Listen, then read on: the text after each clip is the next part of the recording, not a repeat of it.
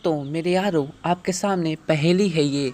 सुबह सवेरे घर की छत पर करता काँव काँव, काले रंग में रंगा पक्षी मिलता गाँव गाँव।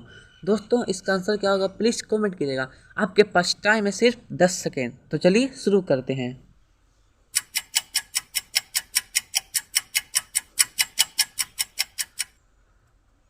तो दोस्तों इसका आंसर होगा काँव का मीन्स कौवा।